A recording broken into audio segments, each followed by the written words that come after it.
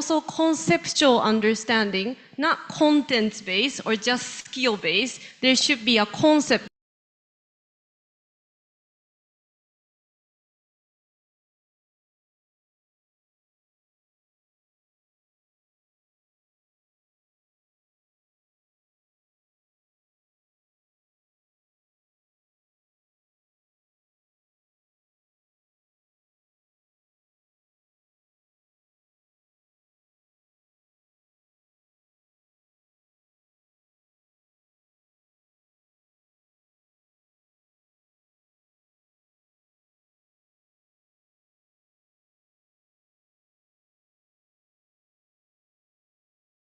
Visual information, some good at hearing information. We're different learners, so it's very important for the teacher to design that. What is the best way to teach for this student? And also the assessment. In the IB, it's very important to inform beforehand what kind of assessment, what kind of goal they are expecting. But the way reaching the goal can be different. Okay. Dan ini adalah approach ya, atau bisa kita bilang mungkin teaching method yang disampaikan dalam IB itu. Salah satunya adalah based on inquiry, yaitu dalam bentuk mungkin rasa ingin tahu, yaitu mereka melakukan penyelidikan, dan juga fokus on conceptual understanding. Jadi mereka fokuskan diri dalam memahami konsep, juga menyampaikan tentang pengembangan dari pengertian tentang lokal dan juga global konteks. Jadi mereka tidak hanya masalah internasional, tapi juga masalah lokalnya itu juga mereka lakukan seperti bentuk local pride. Kemudian mereka juga memfokus ya bagaimana bentuk teamwork dalam pembelajaran dan juga collaboration, bukan hanya secara kompetitif atau kompetisi, tapi mereka lebih menguntungkan dalam bentuk kolaborasi. Dan juga membedakan bagaimana kebutuhan dari setiap pelajar. Jadi mereka memahami bahwa setiap murid itu memiliki gaya dan cara belajar yang berbeda, sehingga mereka menginisiasikan bagaimana bentuk belajar yang efektif dan efisien sesuai dengan kemampuan yang mereka dapatkan. Dan yang terakhir yaitu menginformasikan bagaimana tentang memberikan evaluasi atau penilaian baik dalam bentuk formatif dan sumatif evaluation. Thank you. So do I have like 2 minutes, 1 minute? Okay, thank you. Okay, thank you very much. Okay, so I will briefly explain the context in Japan. So international baccalaureate start in Switzerland, and why is it increasing in Japan? So in Japan, the first IB school started in 1979. So it was basically for the international schools. But the huge change happened in 2010. In 2013, the cabinet announced to increase the number of IB schools in Japan to foster the global human resources. So the person who can work in the globalized business context. So they thought, IB is the good curriculum to foster those people. So that time it was only 15 IB schools, but now we have 122 IB schools, including a public and private schools. Oke, pada awalnya itu dimulai pada tahun 1979, ya, itu di Jepang, di St. Mary International School, dan kemudian mereka melihat bahwa kurikulum ini ternyata baik dan kurikulum ini ternyata efektif dan efisien ketika digunakan. Dan terus berkembang pada tahun 2000, ada beberapa private Japanese schools, ya, sekolah swasta yang ada di Jepang, mereka mencoba untuk menerapkan juga kurikulum ini. Dan juga pada tahun 2013 itu ada sekitar Japanese Business Federation juga mereka mengendorse ya atau menerapkan juga tentang IB ini, sehingga pada awalnya itu hanya ada 15 sekolah yang menerapkan kurikulum bentuk IB, dan pada akhirnya untuk saat ini ada sekitar 122 IB schools di Jepang, baik dalam bentuk sekolah negeri dan juga sekolah swasta. Okay, so the next Minister of Education did some strategy to implement IB, but I will skip this part. So IB program was implemented as an ideal program, but of course when they start to implement in Japanese context, there is like a crash, or like there's some, the teachers need the strategies to have IB in their context. So as a research team, we conducted a semi-structured interview to 3 public IBDP, the 16 to 19 years old DP schools teachers. And actually, this project result will be released in the website. So maybe I can share the website later. But all in all, a lot of data show that they take it as a great opportunity to learn the new things. So the teachers themselves are learning a lot as a lifelong learner by implementing the IB. I will just, this is basically the positive part. There's also a lot of negative part also, but here I just briefly show the some positive part. Oke, baik. Jadi pada awalnya ketika dia menerapkan ataupun mau implementasikan tentang IB kurikulum ini terdapat crash ya, ataupun mereka merasa bahwa ini sesuatu yang baru yang mereka ingin terapkan dalam pendidikan yang ada di Jepang.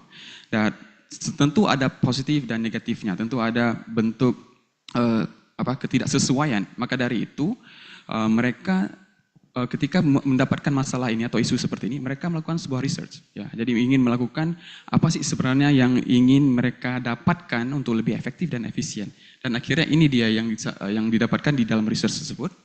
Salah satunya yaitu IBDP teachers, ya, itu mereka sangat aktif dalam engage in various forms of professional learning activities. Jadi untuk menerapkan bagaimana ada mendalamkan keilmuannya tentang bagaimana teaching skills-nya itu, mereka juga menerapkan research ke guru-gurunya. Dan juga dalam ini dia hasil salah satu yang bentuk teachers perception ya terhadap penggunaan IB kurikulum. Okay. So if you're interested more about IB, feel free to contact me or search ibo.org. You will find a lot of research about IB. Terima kasih for listening. Thank you very much for translation. Oke, bisa langsung mengkontak beliau nanti kalau misalnya tertarik untuk membahas tentang IB. Dan juga bisa langsung lihat ib.org, bisa langsung melihat informasi dan juga di websitenya. Thank you so much, Assistant Professor Shizuko. You still have 20 seconds. Do you still want to use it? No. Yeah, thank you. All right, thank you so much. So next, we will call Professor Fujita. But before Professor Fujita starts his presentation, I would like to inform you that so after Professor Fujita present his presentation, we will have Q&A sessions about all three presentations. Then after that, we will start with the special session about the education and also the system of education at the University of Tsukuba. So I hope maybe after this, the question will be just related into the three presentations. All right, so Professor Fujita, time is yours. Terima kasih. Good morning, ladies and gentlemen. My name is Teruyuki Fujita, visiting from the University of Tsukuba. As I kindly introduced, I'm a chair for the Master's and Doctoral Program of Education as well. This morning, I would like to talk about the pilot study on the newly created career portfolio. We call it Career Passport in Japanese elementary school. And this is very basic facts, okay? This is the organization of the school system in Japan. For instance, we have close to 20,000 elementary school entire Japan. So Japan is a comparatively small country compared to Indonesia. So you can get brief image how large the countryside is. Go ahead and you can translate. Oke, jadi ini adalah gambaran bagaimana guru yang ada di bentuk organisasi tentang school system di Jepang, yang ternyata ada sekitar 810 universitas dan juga ada sekitar 2,9 juta murid-murid dan juga ada sekitar 192 fakultas-fakultas. Dan juga bisa kita lihat di sini ada sekitar 223.000 guru ya yang ada di Jepang. Mungkin kalau kita bandingkan dengan Indonesia, lebih besar Indonesia lagi kalau di sini negaranya yang saya sampaikan tadi, dan juga kira-kira seperti ini gambaran bagaimana school system yang ada di Jepang. Right, thank you. And to skip everything, but this is a very basic information. In Japan, entrance exams are not only important for university admissions. For many students, the first significant public selection process occurs during the upper secondary school entrance exams, shaping future academic and career path. This is important. So you have to take 2 entrance examination if you go up to the universities. Oke, di Jepang sendiri itu ada sekitar 2 ujian yang harus mereka lakukan. Ketika yang pertama itu adalah entrance exam, yaitu mereka ujian masuk ya kampus, dan ini sangat penting bagi mereka karena kenapa? Karena itu bisa menentukan bagaimana karir mereka ke depan dan juga jalan mereka ingin menuju karir bentuk seperti apa. Dan ini juga salah satu yang paling signifikan ya, karena di Jepang juga menganggap bahwa this test atau ujian ini merupakan hal yang signifikan. Right. And also, this is a very basic one. Japanese schools give the responsibility of career guidance and counseling to the member of the school teaching staff, each of whom has their own subject to teach. So there's no career guidance counselors located in Japanese schools. Ya, di Jepang sendiri mereka memberikan bentuk responsibility atau tanggung jawab penuh tentang bagaimana ke depan karir dari si murid tersebut dan juga bagaimana mengkonseling ya murid-murid tersebut untuk bisa mengambil jalan karir ke depannya seperti apa ya, dan ini dilakukan oleh para guru di sana atau teaching staff, dan sebenarnya mereka juga mengajar mata pelajaran masing-masing. Okay. Every 10 years, Japanese government renews the national curriculum guidelines. We call it course of study. The newest one is created in 2017. Ya, jadi setiap 10 tahun mereka juga mengganti tentang kurikulum, dan pada ini juga baru diganti pada tahun 2017 ya tentang nasional kurikulum mereka. Jadi mereka mengambil guidelines tentang nasional kurikulumnya yang setiap 10 tahun juga diganti. And the newest one was effective in 2020 for elementary school and 2021 for lower secondary school and 2022 for higher upper secondary schools. Dan di tahun ini itu juga sangat efektif digunakan ketika di tahun 2020 untuk elementary school atau sekolah SD, dan juga pada tahun 2021 untuk lower secondary school, jadi mungkin SMP atau SMA. And the newest national curriculum guidelines says that each school must enrich its career education program through all subjects and activities according to their nature. Oke, ya ini yang penting yang mereka sampaikan, yaitu bahwa setiap sekolah itu mereka harus mengembangkan bagaimana bentuk career education program. Jadi mereka ada semacam program yang ingin menerapkan bagaimana student itu bisa menentukan karir mereka sendiri ke depan. Dan juga dari berbagai subjek dan aktivitas sesuai dengan alamiahnya seperti apa. Right, and this is very important. Each school must plan and practice activities that help students build growth mindset for new learning and future life by making outlook for and reflect on their life and learning at school, home, and the community. In this regard, each school must utilize their portfolios, which students can record and accumulate each activities. We call it this career passport. Nah, Oke, Yes. baik. Ini hal yang penting yang ingin sampaikan di sini adalah bahwa can you do it before? Okay, there you go. Ya, sorry. Bahwa mereka harus memplanningkan atau merencanakan berbagai macam aktivitas ya yang dilakukan untuk membantu murid-murid ini untuk mengembangkan mindset mereka tentang belajar hal yang baru dan bagaimana ke depannya mereka ingin belajar dalam bentuk future life-nya. Dan juga dengan memberikan refleksi tentang bagaimana kehidupan mereka dan mereka belajar di sekolah, di rumah juga, dan juga dalam komunitas secara luasnya, secara umum. Kemudian dalam hal ini, setiap sekolah itu mereka harus menggunakan portfolio yang dimana murid-muridnya itu bisa merecord dan juga bisa mengakumulasikan aktivitas-aktivitas yang mereka sudah lakukan. Dan ini yang mereka sebut dengan career passport yang tadi. Yeah, it's very important to note that it starts from grade 1, continues to grade 12. Dan sangat penting ini bahwa dimulai dari grade 1 sampai dengan grade 5 atau dimulai dari anak-anak yang paling kecil sampai dengan mereka usia ketika mulai secondary school. Right. And since I don't have much time today, so I'll just skip all those detailed information today, and I will give you some example of the pilot study that I had. Okay, there you go. For instance, at the town in Kyushu, Kyushu, southern island of Japan, they introduced a newly portfolio like this.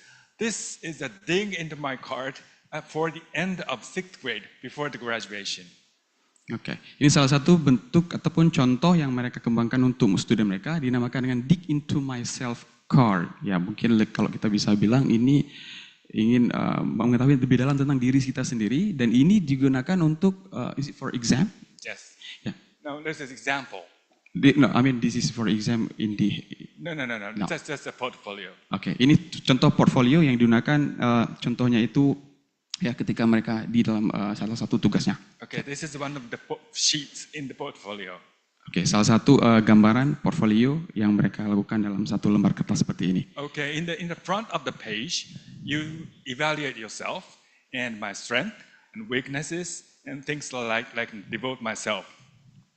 Nah, ini mereka juga di dalam portfolio ini mereka sampaikan ada namanya itu apa kelebihan kita, apa kelemahan kita, dan juga kira-kira apa sih yang akan kita lakukan ke depan untuk mengovercome kalau misalnya ada masalah dan sebagainya. So how to devote. Yeah, and the back of the sheets, there are the future dreams and the message to the class teacher at the lower secondary school, just because they are graduating from elementary school. Nah, ini salah satunya itu mereka melihat bagaimana apa mimpi ke depannya dari murid-murid tersebut dan juga kira-kira apa pekerjaan yang ingin mereka lakukan ke depan. Jadi terlihat jelas bagaimana runtutan anak-anak ini ketika mereka mengambil career path-nya atau jalan karir ke depan. Right. And then this portfolio sheet does not return to the students, they transfer to the lower secondary school without telling the students. Oke, dan ini ternyata tidak dikembalikan kepada studentnya, tapi ini langsung diberikan juga ke kampusnya sehingga mereka mengerti dan bisa mereka melihat track record dari studentnya seperti apa karir ke depan yang ingin mereka dapat. And the class teacher in lower secondary school benefit from the self-evaluation, the candidate descriptions written on the card. For instance, more personal and accurate information that students can than conventional official transcripts, and class teacher know the students before they actually meet. Nah, dan ini ternyata sangat membantu, yaitu dengan adanya informasi yang sangat-sangat akurat dari studennya sendiri, sehingga membuat mereka dengan mudahnya bisa menggunakan ini atau melihat informasi ini, dan ternyata mereka juga menyampaikan bahwa guru-guru di sana tuh sudah dalam tanda kutip mengenal atau mengetahui muridnya bahkan sebelum mereka bertemu dengan muridnya sendiri. And then this is an example. Okay, after filling out one of the sheets for the career passport designed for the 7th graders, each of the students was given a surprise gift from the class teacher. This is at the end of December at the 7th grade. Oke, dan ini salah satu contohnya ketika mereka sudah memberikan tadi portfolio sheets yang sudah diberikan kepada sekolahnya itu atau karir pasportnya tadi yang didesain pada kelas 7 tadi. Jadi setiap muridnya itu akhirnya diberikan semacam surprise gift ya atau like a present something. Ya mungkin ada hadiah atau apa yang diberikan oleh gurunya itu dan ya namanya juga surprise. Tentunya ya something that is in you. Right. And the one in white, this is a sheet of paper that he just had written, and the yellow one was given to the teacher. He kept as a secret gift from the elementary school. Yang putih itu, ya di gambar ini, yang putih itu adalah yang dia tulis sebelumnya, ya, yang aslinya itu. Sedangkan yang kuning itu diberikan oleh guru ketika sudah dipelajari dan dimengerti, dan sehingga dia bisa mengambil karir ke depan. Right. And then they are just talking about is your handwriting? It's only 8 months ago. Ya, dan itu salah satunya ditanya sama teman-temannya, ini tulisan tangan K ya, gitu. Ya, ini kok jelek kali gitu. And my comments were rather cool, don't you think?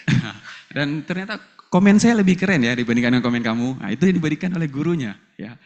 Oke. Okay, this is the one example. This is from a girl, and she wrote before her graduation of the elementary school like this, and 8 months later in 7th grade. Then let me just translate. What I expect to have more friends, anxious things includes fighting and bullying among girls. What should I do if that happens before the graduation of the 6th grade? Ya, dan ini salah satu contohnya ketika mereka menulisnya itu di kelas di 6 ya tadi. Kemudian ketika berikutnya 8 bulan berikutnya mereka kembali menulisnya dan melihat tulisannya itu sudah berbeda. Dan itu kalau bisa kita translate, ya, yang tulis adalah, saya sangat mengekspektasikan adalah untuk mendapatkan teman yang lebih banyak atau memiliki banyak teman.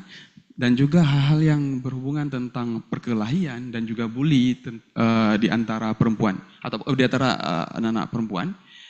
Kalau itu terjadi, apa yang harus saya lakukan? At 8 months later, she wrote, since there are regular class tests at lower secondary school, preparation is cumbersome. However, because my seniors are kind, I have fun every day, club activities are rewarding, absolutely will be kind to you. Yes, absolutely. Please look forward to your life at our school.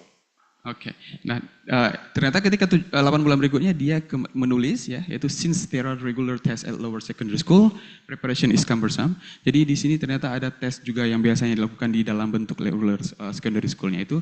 Namun ternyata dia bisa melihat bahwa senior-seniornya sekarang tuh baik, ya. Dan juga dia melakukan hal-hal yang menyenangkan setiap harinya. Dan juga ada club activities ya, atau aktivitas klub yang juga sangat bermanfaat bagi dia. Dan dia juga merasa bahwa absolutely I will be kind to you. Jadi dia juga merasa bahwa dia juga harus melakukan hal yang sama atau melakukan hal yang baik kepada orang lain. Yep, sangat jelas. Dan juga please look forward to your life at our school. Yeah, and of course we can see the differences in contents and expressions. But if you pay attention to the handwriting, only the 8 months gives you a big change. This is very mature handwriting. Oke, memang dalam segi konten itu juga sangat berbeda, dan kalau kita bisa perhatikan tulisan di antara yang pertama dengan tulisan yang kedua sangat terlihat jelas bahwa tulisan yang kedua sudah terlihat lebih bagus, ya, sudah lebih mature, ya, yes. lebih terlihat seperti tulisan orang dewasa. Okay, this is another example from boy.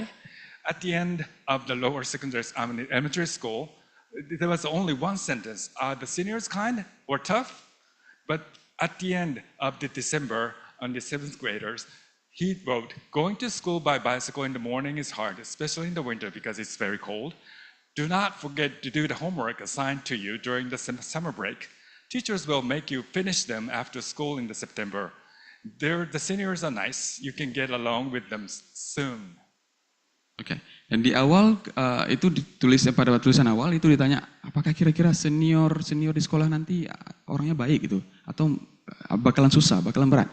Dan ternyata ketika dia tuliskan kembali setelah 8 bulan berikutnya itu, dia menyampaikan bahwa ternyata pergi ke sekolah dengan sepeda, ya, karena sangat common di sana untuk pergi dengan sepeda, itu sangat susah, apalagi di musim dingin. Dan juga jangan lupa untuk mengerjakan PR, ya, karena apalagi di summer break, ya, di break musim panas.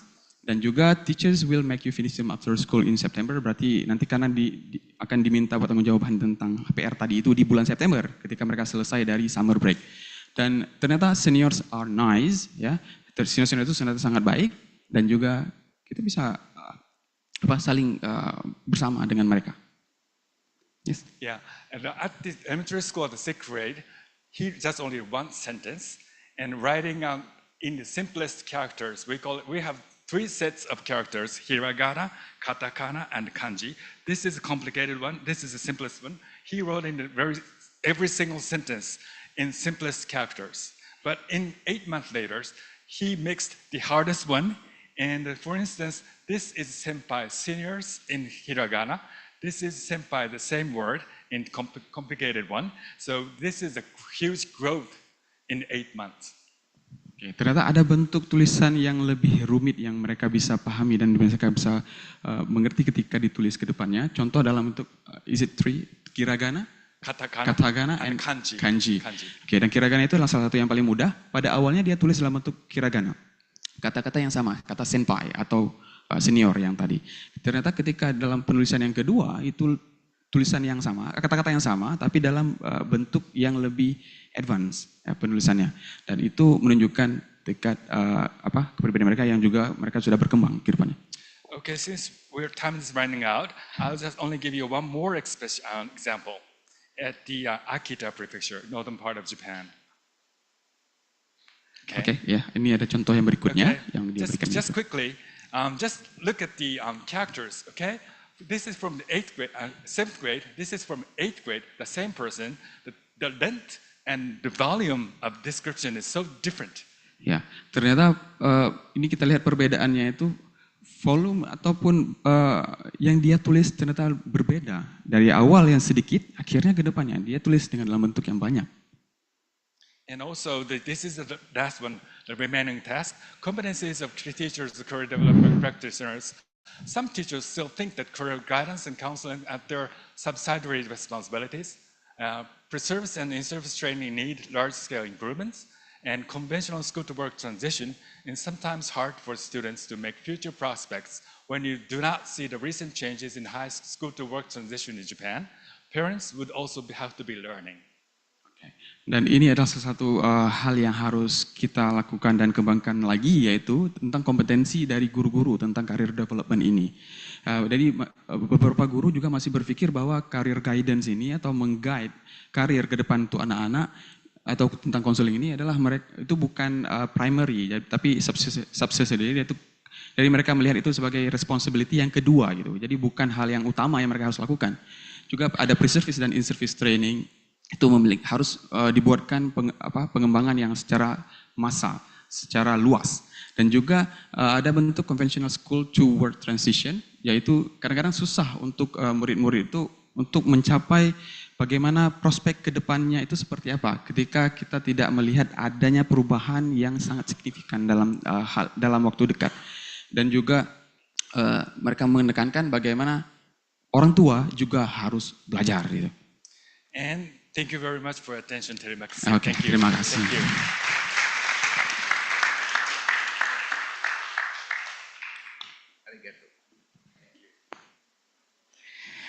Thank you very much for the three of presenters for today. It was really insightful and really great information. Thank you. If you still need, okay.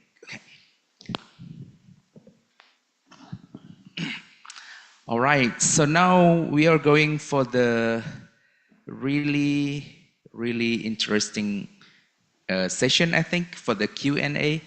And actually, I myself have some questions, but I will hold it for the next question. So again, thank you very much. We are really pleased, very happy to have you here. Jadi for all participants, we are really lucky, especially we have Professor Fujita di sini. So Professor Fujita is one of the great writers for the book. Yeah, so if you search on the internet, Professor Fujita ini banyak sekali buku-buku yang keren-keren sudah ditulis. Tepuk tangan dulu ya. Yeah. So he is also working like for a long time in education sector and also was become the advisor for Southeast Asia education. Jadi tingkat Asia dan Asia Tenggara, beliau juga pernah menjadi penasihat untuk bidang education di Asia. So we are really fortunate to have like all of you here, especially Professor Fujita. So now it's time for you to ask question. Please ask any question related for this presentation because after this started from 10:45. Jadi nanti 10:45. So we will have a special session for study at the University of Tsukuba and also the programs that University of Tsukuba provided. All right, so now I will open like two questions first, and then the presenters will answer the question, and then I will open another session. So please, if you have any question. Okay, I have 1 and 2. So, okay, I will accept 3 questions first because just only 3%. So, all right, so I will please 1 question.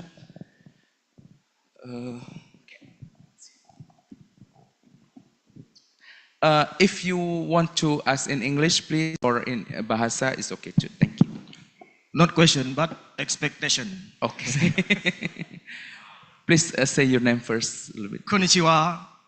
Hajimemashite, Professor Komatsu, Professor Fujita, Professor Umetsu.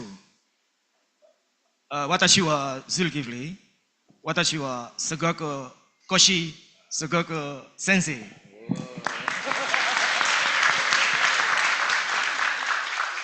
Watashi tashi no daigaku eiyo soku. Arigatou gozaimasu. Yoroshiku onegai shimasu.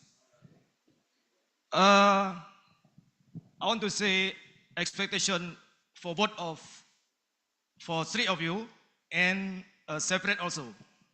For all of you, as our rector has declared this morning that the Directorate General of Education expects our university will become world university class.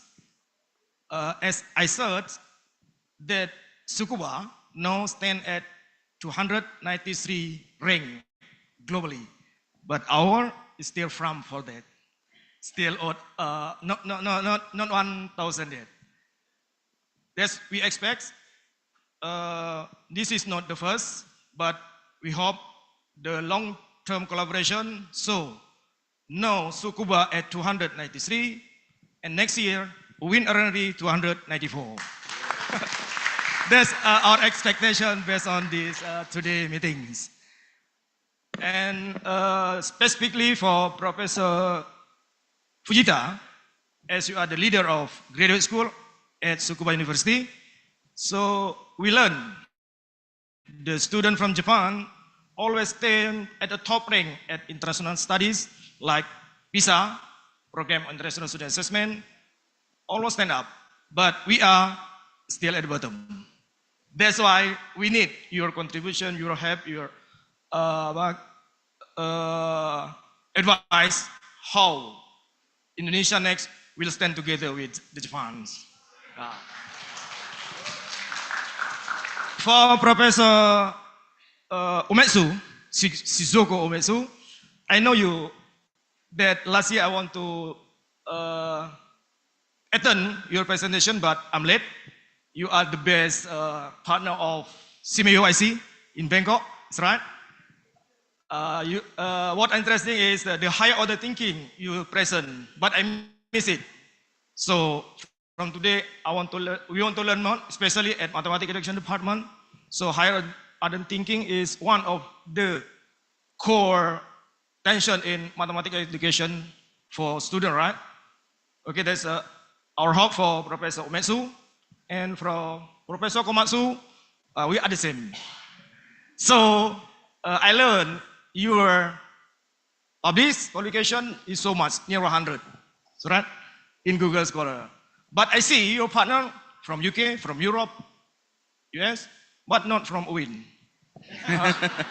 Next time, we hope that one of your partner or two or three from Mathematics Education Department win already. Thank you very much. Arigatou gozaimasu. Yoroshiku onegai shimasu. Thank you so much for this is the expectations, but if you want to respond, it's okay too.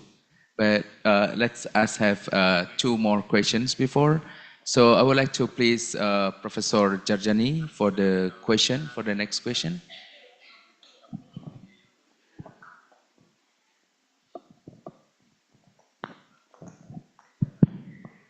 Okay, thank you for a very good presentation. I think we can collaborate in the future. Well, the value that have been promoted by the IB is an international baccalaureate, right? Is very good, I think, very good, and has been enacted and implemented around the world. That's very good. But I'm wondering whether that these values has been the concern of the people, especially when regarding the student in Palestine, Palestinian people has been killed. A lot of people has been bombed, and yeah, I think that's a big problem. Because the values, one of the values that you have is respecting others. Yeah, right?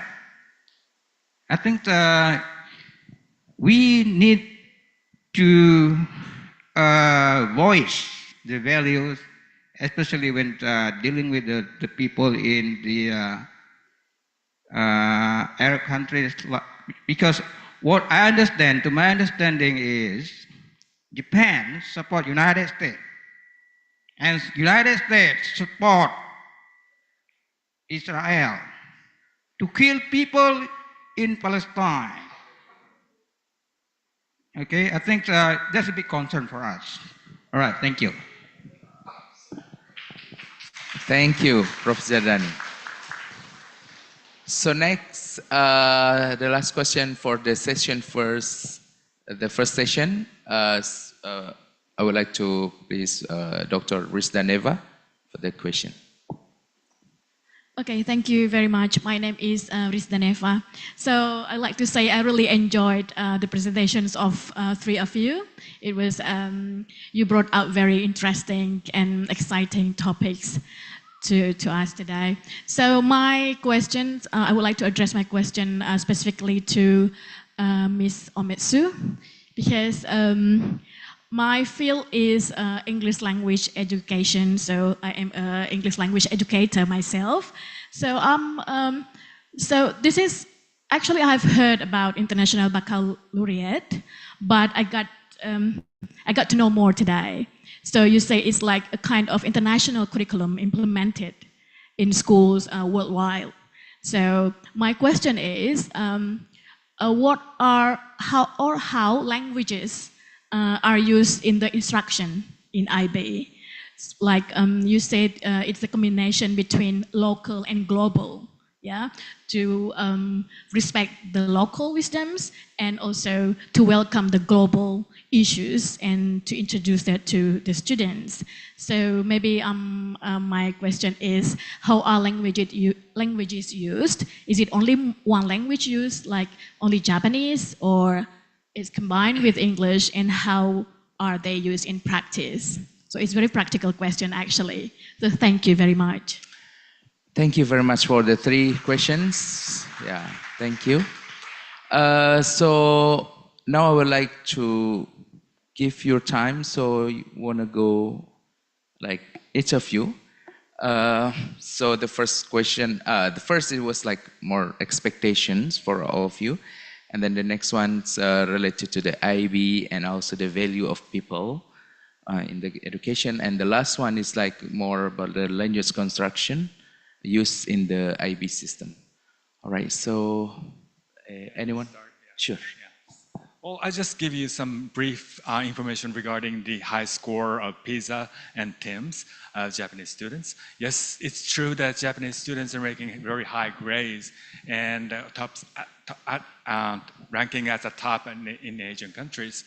But however, if you pay attention to the motivation of learning or connectiveness to the future or interests in learning, Japanese students are always at the bottom. I guess that students are learning for entrance examinations, just cramming their information and knowledge to their brain for the examination. After the examination, those accumulation fall down from the brain. That's the tragedy.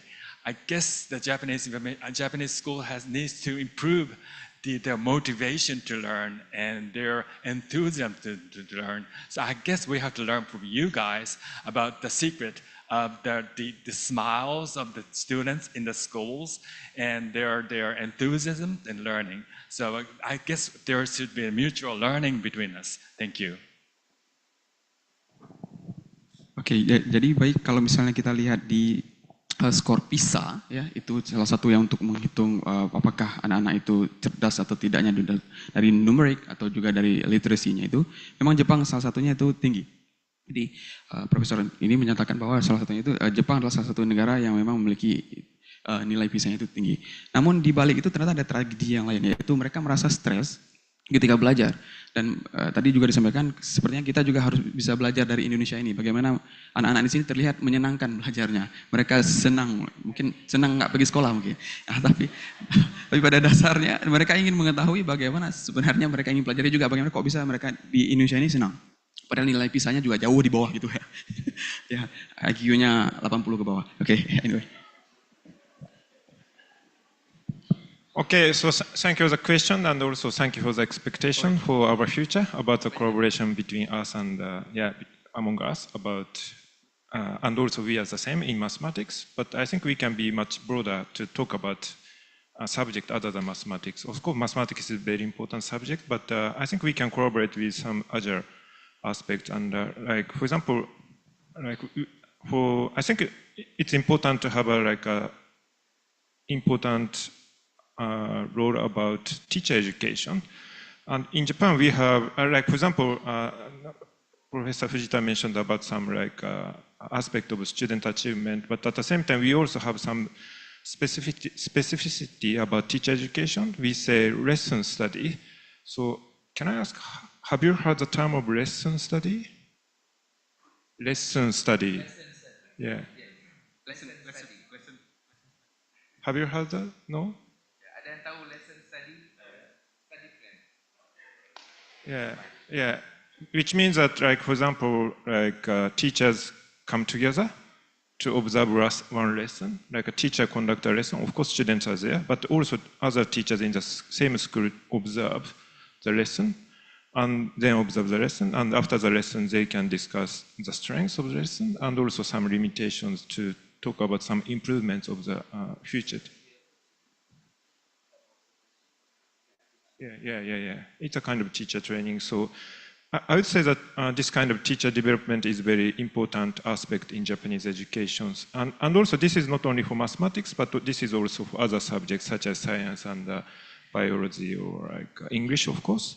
So maybe if you visit Japan, you can see some like lesson study activities in schools to get some insights about teacher education aspects. Maybe this is another chance for the opportunity of the collaboration. Yeah. Baik, tadi ada informasi menarik yang disampaikan, yaitu salah satunya tuh dia mungkin bisa juga bersedia untuk menjadikan kolaborasi, apalagi keilmuannya sama ya, matematika, yang bagi dia sangat menarik juga bagi Bapak mungkin, tapi bagi kami mungkin enggak. Oke, jadi kemudian yang dia sampaikan juga di sini yaitu tadi ada tentang lesson study yang bisa guru-guru itu duduk bersama untuk mengobservasi bagaimana apa yang harus dilakukan dan mendiskusikan kira-kira apa yang harus kita lakukan ke depannya supaya lebih efektif dan efisien untuk dalam pengajaran. Dan ini bisa dilakukan dalam teacher training ataupun teacher education. Dan juga merupakan hal yang penting yang mungkin bisa dilakukan dengan kolaborasi yang ke depannya bakalan lebih bagus. Ya, sorry. Thank you so much for your expectation. I also strongly believe that this kind of collaboration should not be like a one spot snapshot thing. It should be like continuously.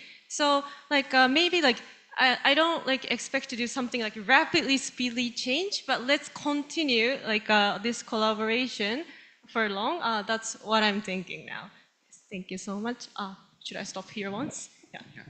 Jadi disampaikan juga bahwa memang kolaborasi ini tidak hanya terbatas di sini saja, kita harus tetap akan continue ya, kalau bisa kita memang dalam waktu yang lama seperti itu dalam kolaborasi apakah dengan universitas ini, dengan Tsukuba, dengan UIN dan UNER, dan juga dalam bentuk berbagai macam kolaborasi yang lain.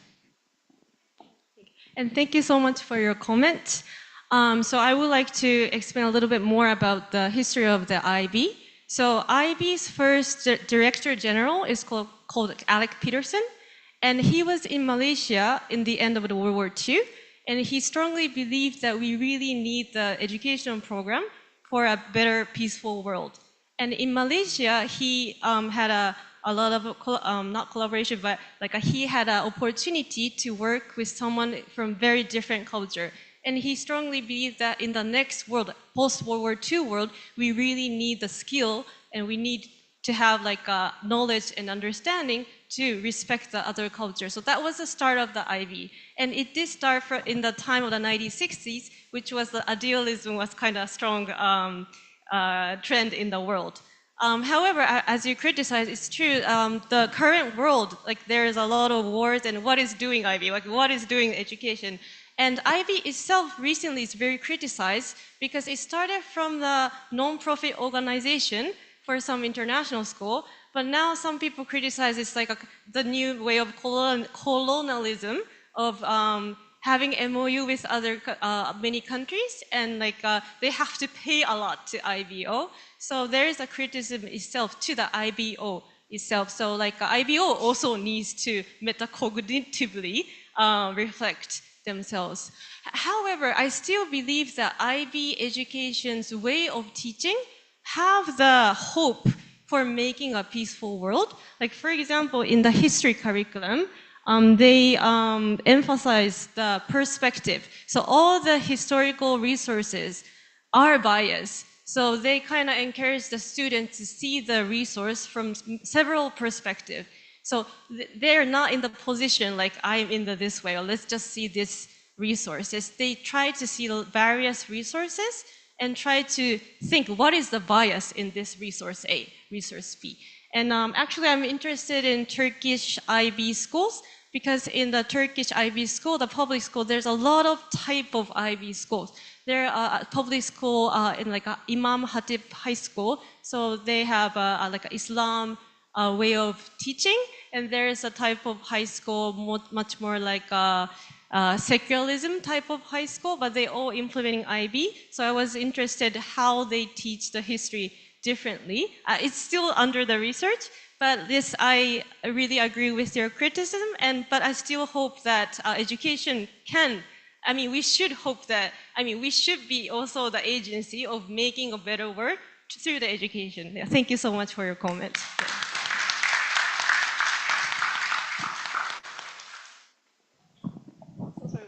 Iya, you kill me. Oke, saya coba ya. Ya, jadi pertama sekali disampaikan tentang histori tadi atau sejarahnya bagaimana IB itu terbentuk. Itu ada juga yang tadi di Malaysia, ya.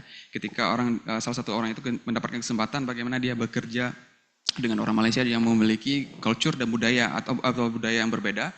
Dan karena ini juga international school, ya, jadi tentunya itu mahal bayarnya. Dan itu dalam tanda kutip dianggap sebagai salah satu cara baru kolonialisme dalam pendidikan.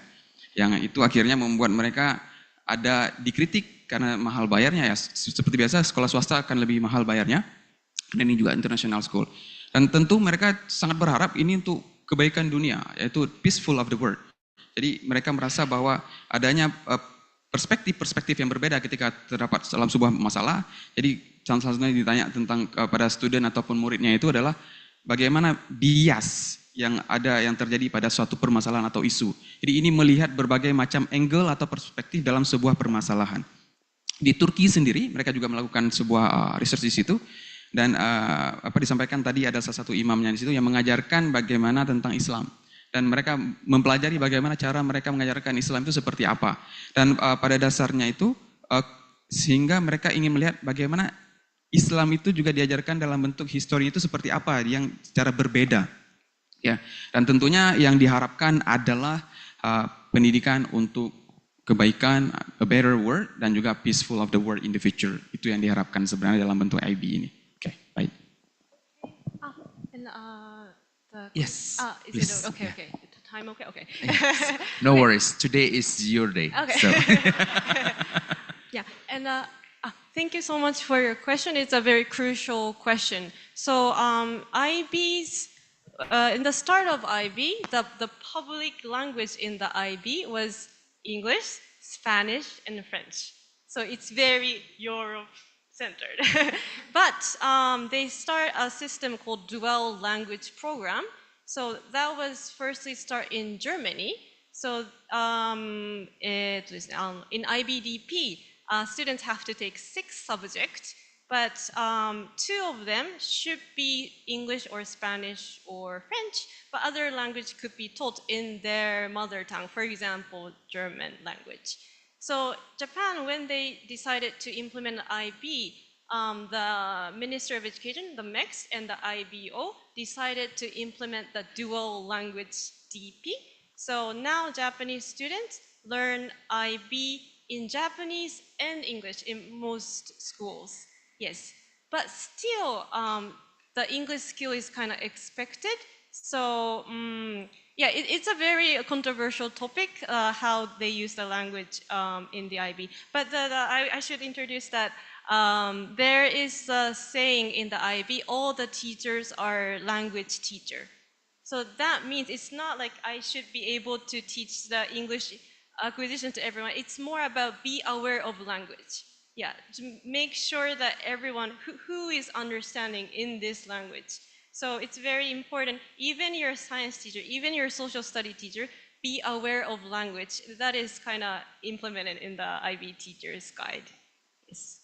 Yeah, I can talk more later. Ya, pada awalnya ketika IB ini di awal terbentuk itu hanya ada 3 bahasa. Yang pertama bahasa Inggris, kemudian bahasa Spanyol, dan juga bahasa Perancis. Kemudian pada seiring perjalanan waktu mereka mengembangkan menjadi 12 bahasa tadi. Termasuk salah satunya itu ada di Jerman. Ketika mereka mengajarkan di sana berarti juga harus ada, tapi mereka tetap akan menggunakan salah satunya itu bahasa lokal di sana atau bahasa mother tongue-nya. Ya, dan juga di Jepang sendiri mereka mencoba untuk dual language atau bilanguage dengan menggunakan bahasa Inggris dan juga bahasa Jepang. Meskipun itu salah satu hal yang sangat bisa dibilang suatu tantangan bagi mereka sendiri karena memang English is expected dan juga semua guru itu harus mengajarkan mata pelajaran itu dalam bahasa Inggris. Mungkin lebih mirip kita EMI ya sepertinya, English as Medium Instruction. Jadi mengajar fisika tapi dalam bahasa Inggris misalnya. Atau mengajar matematika nanti tapi dalam bahasa Inggris, seperti itu. Dan juga mereka harus mengetahui bahwa semua guru itu juga harus aware of language. Jadi mereka harus betul-betul mengerti dan juga paham tentang bahasa tersebut. Gitu. Thank you. So we have 3 questions already. So I will open the next session for the 2 questions. All right. So 1 and 2. Okay. So before the question started, is there any one question? I have like one more. No more. Okay. Or maybe just keep it in your mind because after this session will be another session for the study at the University of Tsukuba. So I would like to please Professor Bukhari and also Professor Dewi Fitriani. Yeah, Professor Candidate. Right. Oh.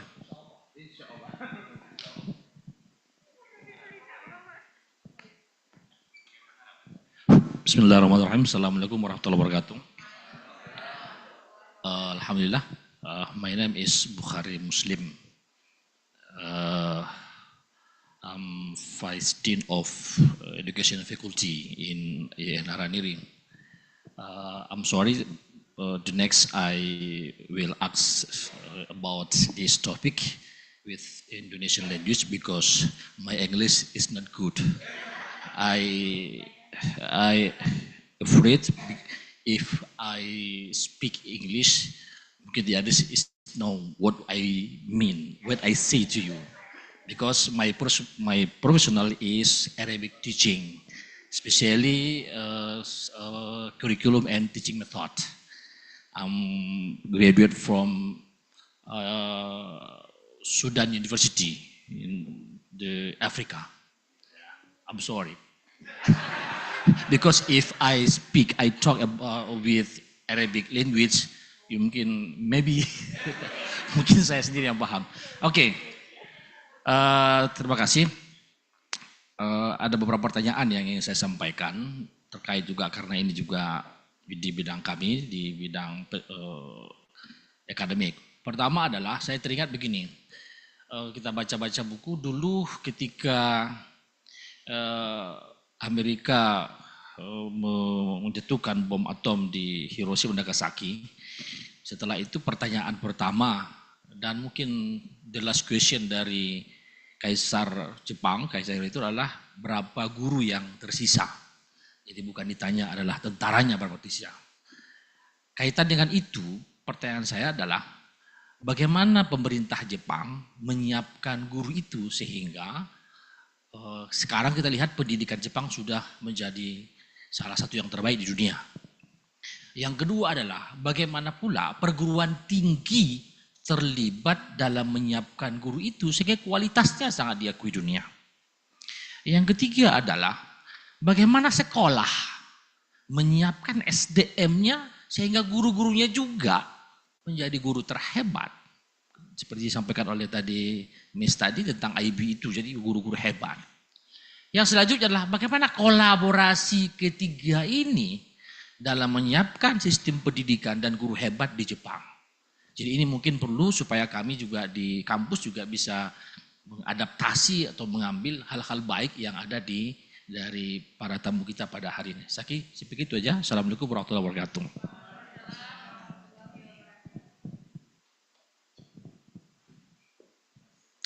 Okay, thank you for the opportunities given to me. My name is Dewi Fitriani.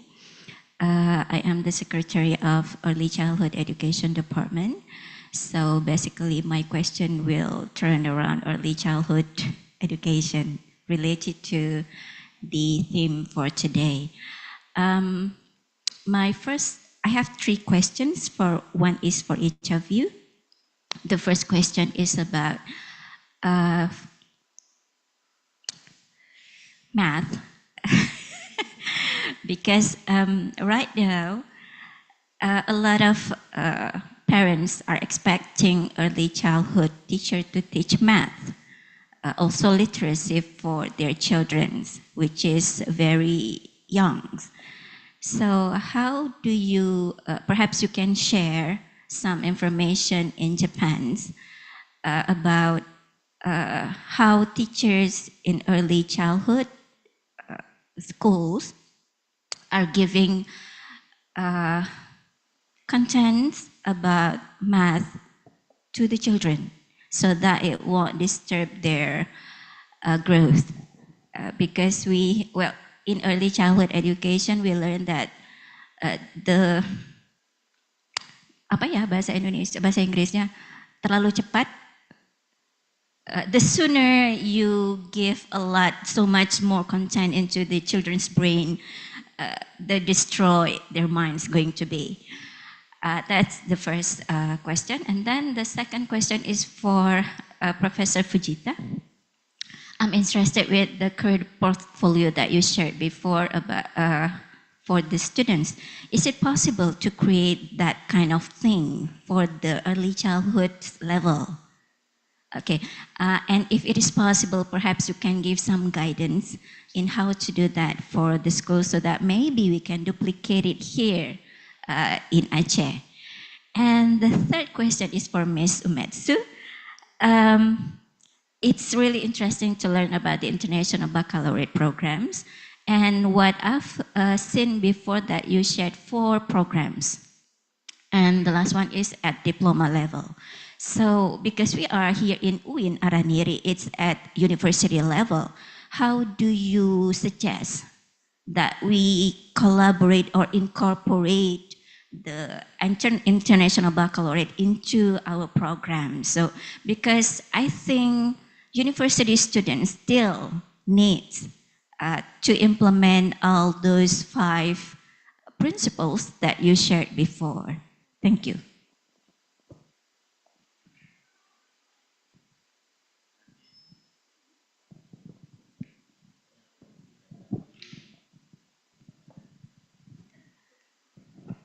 I would like to translate it. The first question is focused from Professor Bukhari. So the questions is related to the academic sectors.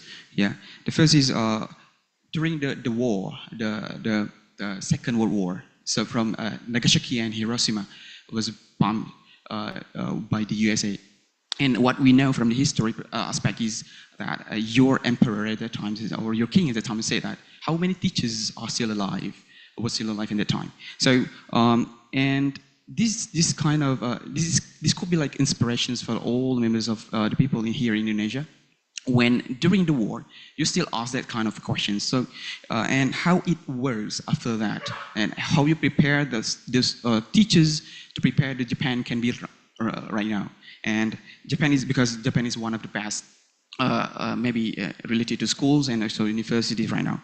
And because we are the lecturers here, we also work in the university level or the tertiary level of education. So how university can prepare for this issue, and how schools, if this and schools and university can intertwine and collaborate, yeah, related to how to make this possibility to make the same in Indonesia right now, or especially in Aceh probably. Yeah. So this kind of questions related to the academic sort of form, the Professor Bukhari.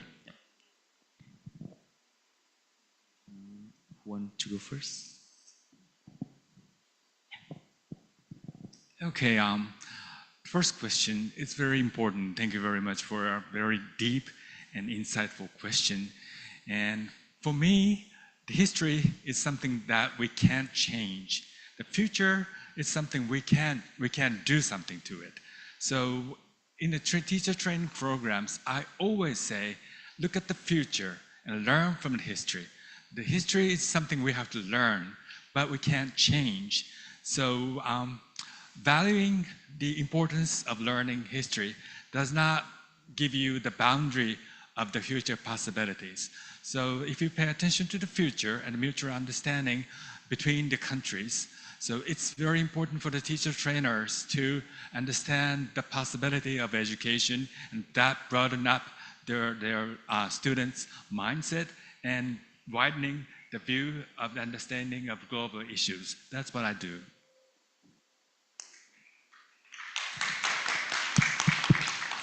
So I want to answer the second question about mass education in early childhood education. And I think, like, yeah, to be honest, I'm not familiar with early childhood education in mathematics in Japan because my major is about like secondary school level. But I think we are in the same situation. I mean, in Japan, we don't teach mathematics too much at the kindergarten level because basically kindergarten is expected to take care of small children rather than teaching something to students. But now I see some research about introducing some mathematical concepts to young kids, like some geometrical shapes or some easy calculation or some numbers from the kindergarten. And we want to make a transition from kindergarten to primary school smoother by teaching some primitive concepts to the primary school, kindergarten students. So maybe we need to see some research about that. But I have to say that we don't teach math too much in the kindergarten level in Japan. So we just start teaching math at the primary school level.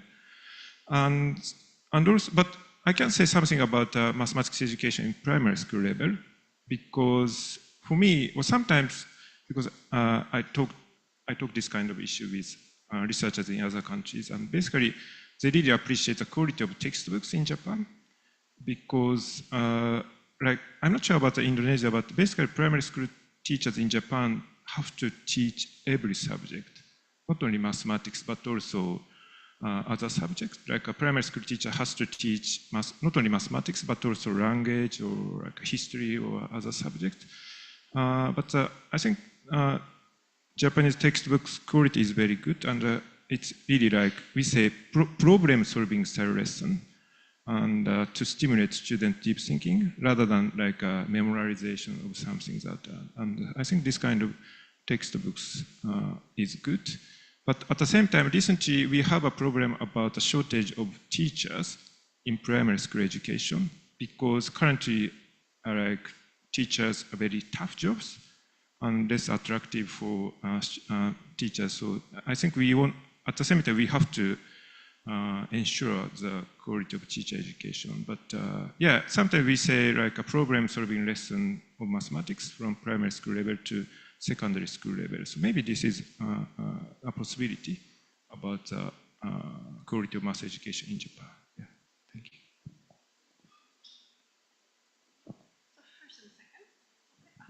So first, thank you so much for your question. That is a very crucial question. Your question reminded me about the, we call kataribe. It's like a people who, so like, as you said, like the person who actually experienced the war is becoming very old. I think the survivors maybe could be like 90 years old. So there is a voice that those people gonna pass away, and we have to keep those memory, we should learn from it. So there is a people who try to, they're gonna, not to forget, keep those voices, and the young generation kind of tell the story to the children who visit the museum. There is those kind of system. And also I will say, this is my opinion, I think, as Fujita said, like we cannot change the history, but actually the angle that we see the history can be changed in a positive way, and also could be negative. It could be used. The history can be used. So I think the people who experienced the war passed away. We have to pay attention how the, for example, the government gonna use that history for the education. So I think that's the part we have to keep the critical eye on how they're gonna use that history for. Yes, that's the answer for the first question. Is it okay to continue? Okay. The second question, thank you so much. I'm very sorry. So about the collaboration of IB, how we gonna implement, how we can get the hint from the IB education in the university level was your question, I think. Okay. So in University of Tsukuba, we have IBEC. So students who will learn how to teach the IB through the IBEC. But I will say not all the schools have to implement the IBEC because we have to pay a lot to the IBO. I will say there are a lot of free learning websites made by the IBO that even non-IBEC professors or like students can still learn from the elements of how to teach the IB. Maybe I can show you the website. So you don't have to pay. You don't have to pay, but there's a lot of hints. Yes, yes, free. And I think all the school doesn't need to be IB school. And actually, IBO is also changing their strategy recently. Their goal is not increase the number of IB school. It's more like increasing the number who can access to the IB framework. So yes, I think that area will be grow more and more in this 10 years. So let's keep eye on that. And I can introduce the website. Thank you. Second question. Okay, for the elementary school and the kindergarten career passport. Well, it's very common for the teachers to let students give to the sheet the handprint, not fingerprint, handprint, and also self-portrait written by the crayon. So that's the only typical two things, handprint, print, and self-portrait on one sheet of paper, and they accumulate after they enter the elementary school. That's looking after graduation, for instance, the sixth graders, so they compared the size of the fingers. So that gives you that idea of the growth. So that's the typical practices in Japan for the kindergartens. Thank you. Thank you so much. I'm sorry we have no time to translate. I know like most of the students and also professor here can speak English. So maybe you can discuss because we are running out of time.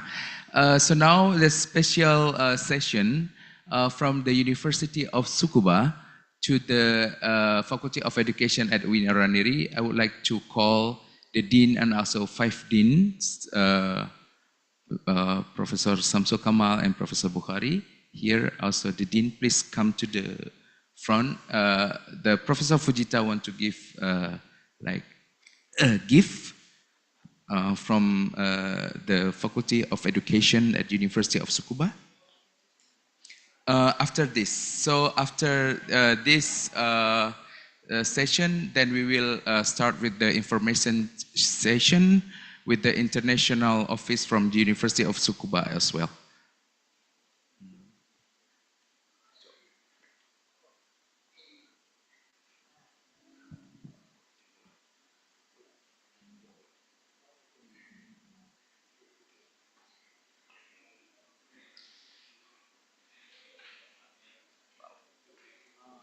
Simbolis.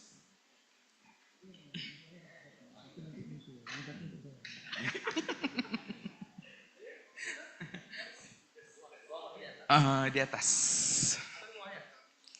Mana? Di atas.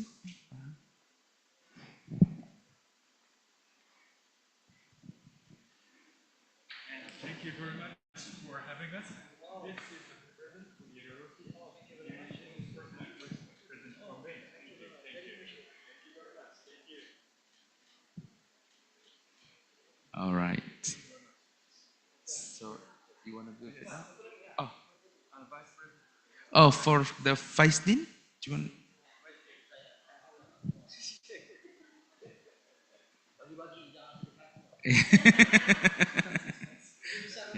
This? Yes.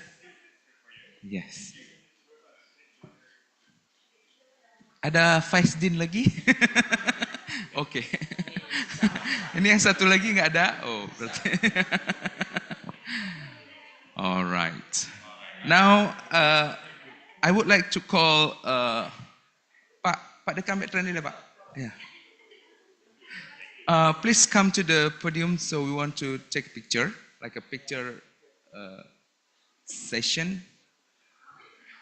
Yes. Kay and Ken. Yes. Well, they have to take picture. Or you can give the camera for the stuff. Yeah. Yes. Ya, kenapa Pak? Oh, okay. Thank you.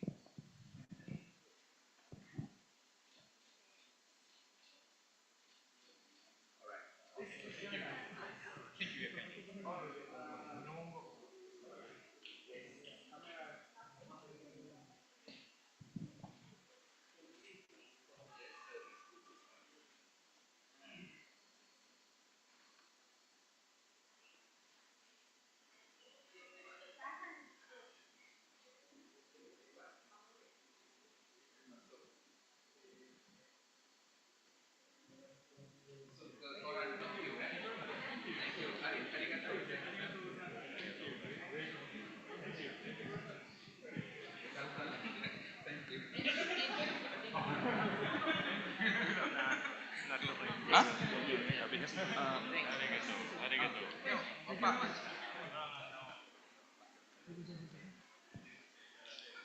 Makasih Pak. So for your information, Bapak Dekan dan Wakil Dekan akan meninggalkan ruang sebentar karena untuk persiapan acara selanjutnya. So now this is time for University of Tsukuba. Okay. Yes, because we are really like consider the times, like, you know, because we are like, okay. Okay. Okay, so we'll have a break, like 5 minutes break to take a breath. And then we will be back here. So yes, 10 and 15, right? And then we will start at, not 10, it's 11 already. Yeah, 11:15. Jadi 11:15 kita mulai sesi khusus about study at University of Tsukuba. So if you want to ask like any program, exchange program, and anything, or how you want to get to the university. All right, please take your time for 5 minutes. Okay, we'll be back soon.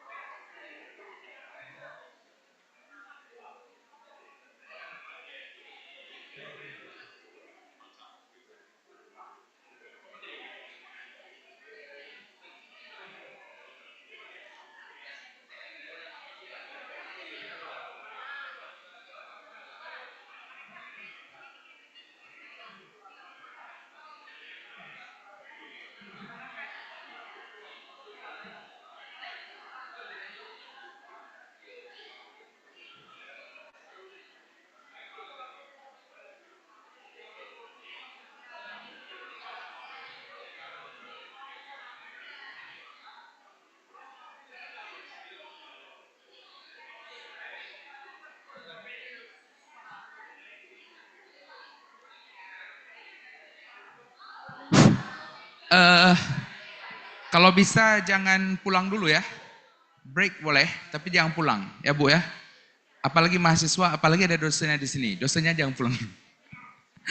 Karena biar momennya lengkap. Dan kita tadi belum foto dari sana kemari ya, lupa. Karena semua mengkarat-karat ya. Ya, jadi habis ini berarti kita foto dulu dari depan ke belakang. Karena nanti biar dipajang di korannya Tokyo ya, Tokyo News.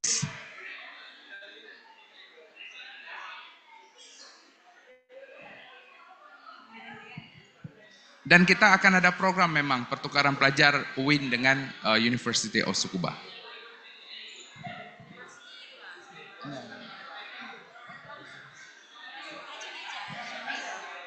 Kami tertarik yang Round one.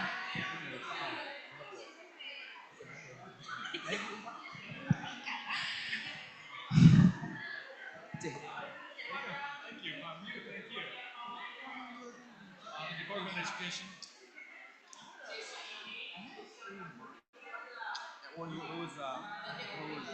My neighbor.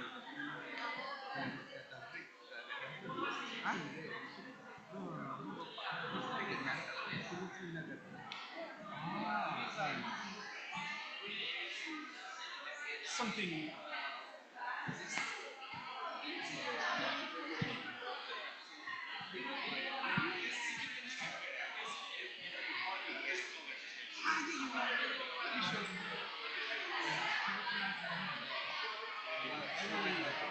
Oh, ah.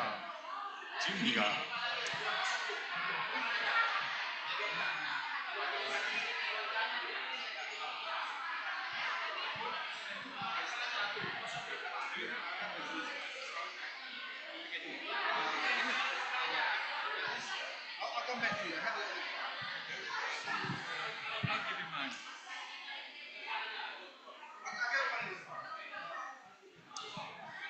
Oke, silahkan ambil tempat masing-masing.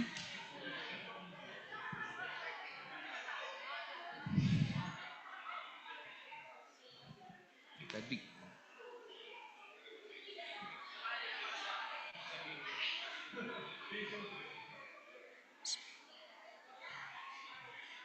Apa ini loh?